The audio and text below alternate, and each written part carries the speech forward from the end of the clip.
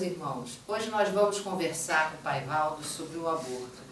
Pai Valdo, como é que a Umbanda espiritualista cristã entende o aborto? Salve, meus irmãos, que Jesus nos abençoe todos. Mãe Soraya, meus irmãos, o aborto, esse tema tão polêmico, né? Atualmente, que não deveria ser. A Umbanda espiritualista cristã, ela se posiciona em relação ao problema do aborto como toda comunidade cristã. Ela é inteiramente contra o aborto, porque o aborto é um atentado à vida. Ora, a vida pertence a Deus. A vida vem de Deus e volta para Deus.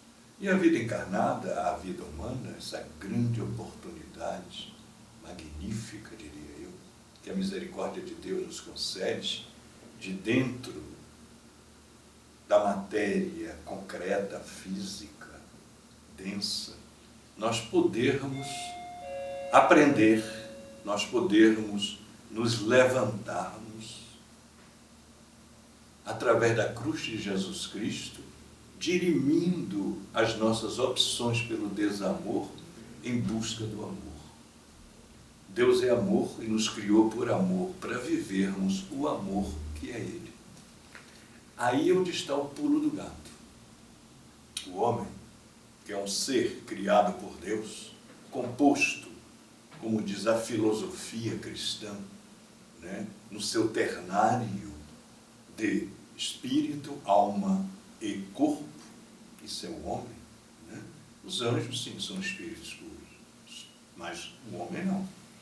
Esse ser foi criado com inteligência. Quando Gênesis fala que Deus criou o homem do pó da terra, quer dizer o quê? O homem é composto de matéria. Na linguagem espiritualista de fluido cósmico universal, né? Da energia fluídica do cosmo universal. Então, ele foi criado como um ser vivente dentro da matéria, como ser material. Mas Deus, ao criar o homem, criando essa criatura por amor, sopra na Bíblia, o Gênesis muito bonito, uma linguagem poética, né? Diz, e Deus soprou nas narinas do homem o pneuma, o espírito. O que é o espírito? É a nossa condição de filho de Deus. É a nossa condição de ser criado por Deus, mas para viver uma vida em união com Ele. É a realidade espiritual, porque só Deus é espírito realmente puro. Nós partilhamos desse ser espiritual que é eterno, tendo uma vida infinita, né? Ou seja, que não tem fim. Porque vivemos a vida de Deus, mas no plano divino para viver em Deus. O pecado, que a gente chama, quer dizer, afastamento de Deus, é o quê? O momento em que o homem, com seu livre-arbítrio, pela sua própria opção, renuncia a isso. Renuncia ao amor em Deus para viver o amor em si mesmo, que se chama ego. Isso o afastou de Deus. Eu já disse, pecado quer dizer afastamento, em latim peccatum. Afastou o homem de Deus do plano divino.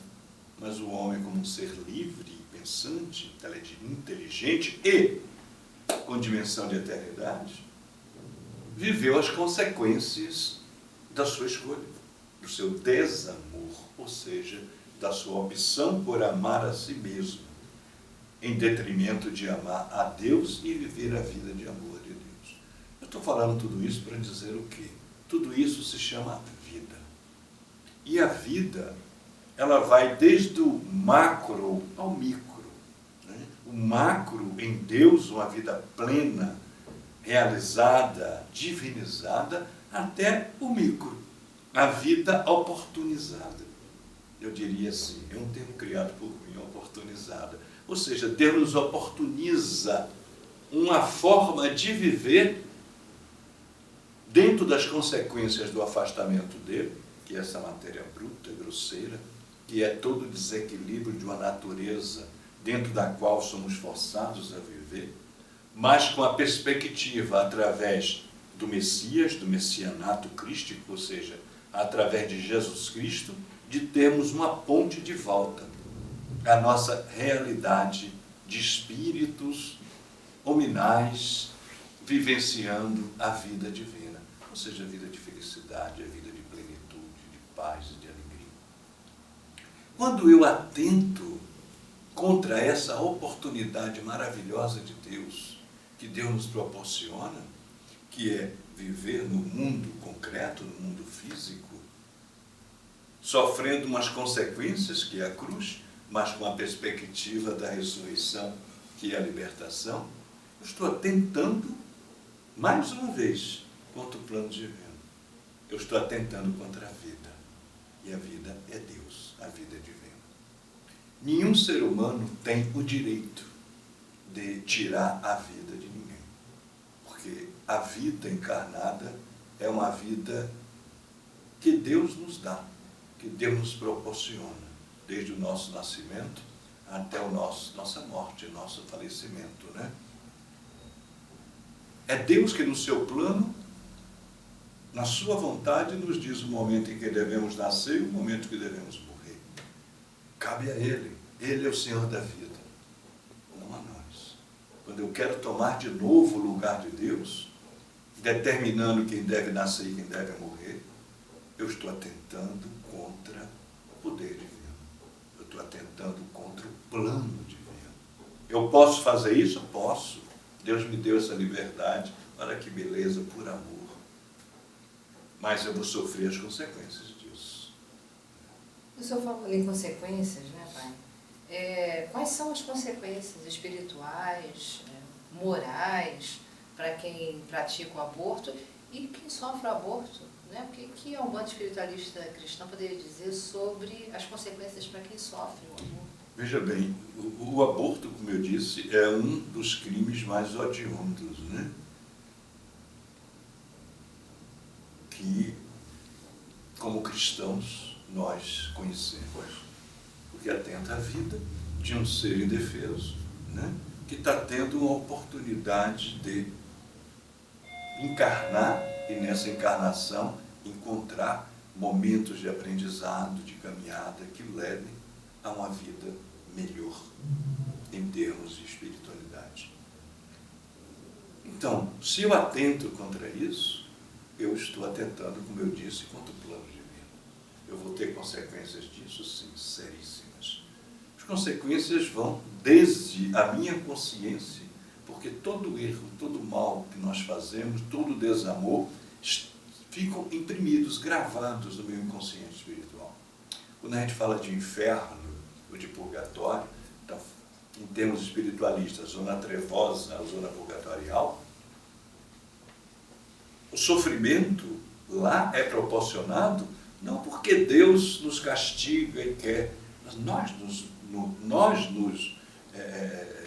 nos colocamos em situação de sofrimento por causa dessa marca que está impressa no nosso inconsciente espiritual, que foi realizado, foi feito para a plenitude do amor, não para a vivência do desamor. Então, quando eu estou cometendo um ato como o aborto, eu estou imprimindo no meu perispírito, na minha mente perispiritual, na minha mente inconsciente, uma marca terrível, que vai me acompanhar aqui e no plano espiritual, exigindo de mim o quê? Ressarcimento. É natural. E esse ressarcimento não é muito fácil.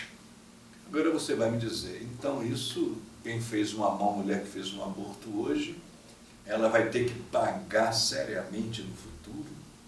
Ou nessa encarnação mesmo? Eu digo, em tese vai. Mas como não existe destino, e a misericórdia de Deus é muito maior que nossas fraquezas, no momento que essa mulher toma consciência do erro que fez, né, do erro que cometeu, e ela se volta para o amor e tenta refazer isso através de outros filhos, ou através de de uma vida espiritualizada, Sem dúvida, o perdão e a misericórdia de Deus, como diz Padre Pio, recai sobre ela. Padre Pio gostava de dizer isso, né? A misericórdia de Deus é muito mais, infinitamente maior do que os nossos erros. Então, no momento que eu reconheço a misericórdia de Deus, já está me acolhendo em seu seio. Então, não existe essa de karma por destino. Você fez, vai ter que pagar. Não vai ter nada. Porque o julgamento, o juízo divino é diferente do juízo humano. É um juízo de misericórdia. Haja vista a parábola que Jesus contou, né, daqueles homens que foram chamados a trabalhar na vinha. Um foram chamados às 9 horas da manhã, outros chegaram ao meio-dia, outros chegaram às 3 horas da tarde. E na hora que o patrão foi pagar, pagou o mesmo salário para todos.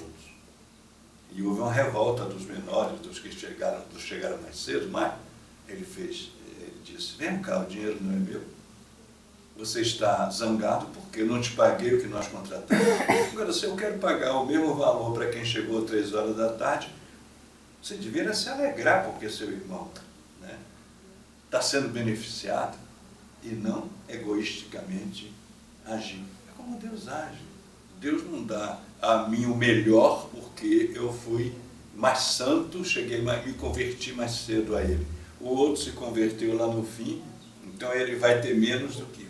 Em Deus não existe isso, porque Deus é amor, Deus é misericórdia. E quando nós aprendemos essa lição divina, a humanidade será um mar de rosas, será uma felicidade. Então, mãe Soraya, o aborto, ele é abominável. Não só para quem pratica, como para aquele espírito, aquela alminha, né, que estava tendo aquela oportunidade. Aí vem o grande problema da zona purgatorial. Se é um espírito que ainda está embrenhado numa zona purgatorial muito baixa, ainda está cheio de revoltas, quando ele volta para lá, imposto por uma mãe que não o aceitou, a revolta aumenta. E corre-se o perigo daquilo que se chama obsessão, né? Dele querer cobrar daquela mulher o desamor que ela teve para com ele. E isso ocorre muito. Quem lida nos ambientes espíritas, espiritualistas, sabe muito bem disso. Mas tudo tem conserto, isso é que é importante. Tudo tem remédio. Se nos voltamos para Deus, se abrimos o coração alegres à sua misericórdia e buscamos viver a paz e a alegria que Ele quer nos dar, sempre caminhando em direção dEle, na vivência do amor. Pai, para finalizar, então, que mensagem, que orientação, que conselho o senhor daria para uma pessoa que fez o aborto e que se arrependeu? Eu gostaria de encontrar essa pessoa, dar um forte abraço e dizer, minha irmã, o que foi feito, foi feito. O que foi feito foi seu momento de ignorância espiritual, né? Foi seu momento de revolta, foi seu momento, enfim, cada um sabe os seus momentos. Mas o erro cometido não justifica a infelicidade do futuro. Olhe para o passado como aprendizado. Olhe para Deus como o grande amor que te aguarda e te abraça. Olhe para esse filho que saiu com arrependimento, lágrima nos olhos, e lhe peça perdão. E caminhe para frente. Caminhe para frente com amor. E tudo está resolvido. Pai Valdo, muito obrigada mais uma vez. Meus irmãos, não percam a nossa próxima entrevista. Paz e alegria. Paz e alegria para todos meus irmãos. Que Jesus nos abençoe sempre. Graças a Deus.